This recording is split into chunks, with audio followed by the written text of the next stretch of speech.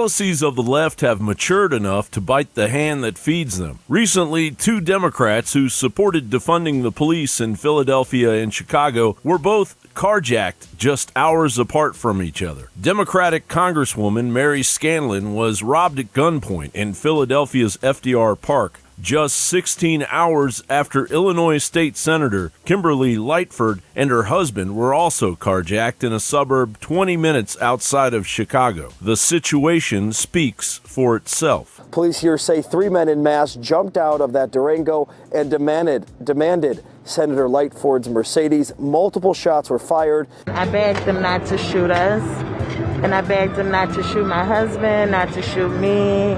I told them to take whatever they want. You know, they took everything off me that I had that, of value.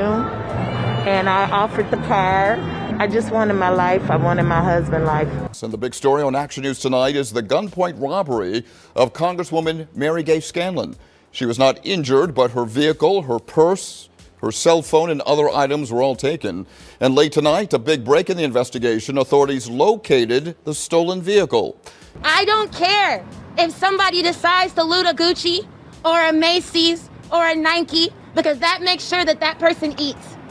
That makes sure that that person has clothes. Many major corporations hurled themselves down the BLM flight of stairs in a show of stupefied solidarity to brand the Marxist ruse as the next great civil rights movement in America. But what they got in return was an institutionalized, militarized, Soros beast of a Marxist army of Democrat pawns ripping the throat out of America.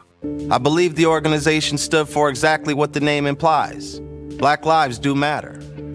However, after a year on the inside, I learned they had little concern for rebuilding black families, and they cared even less about improving the quality of education for students in Minneapolis. This is what I gotta say to the people who are destroying things.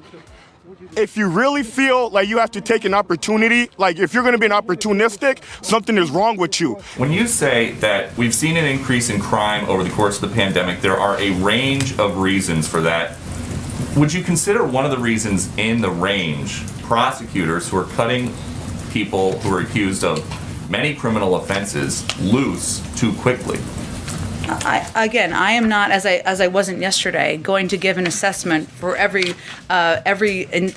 motivation or reason for crime in different communities across the country. What I've noted, which you see in data, is that there has been an increase in crime since the start of the pandemic. I will let others assess what the reason for that increase in crime is. There are people who are going to take those packages sometimes. It's going to happen. And it's a crime, and we're going to prosecute it. But we want to do it in a way that's compassionate. We've cost the city a lot of money.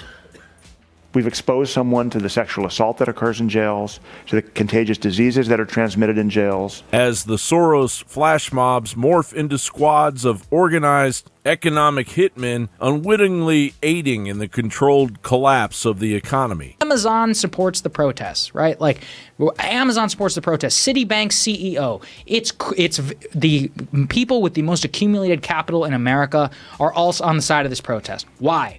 Because in my view, they use identity politics and racial politics. They want to split the country along those lines. Was there another reason why Amazon would support this protest? That this is kind of the death of retail.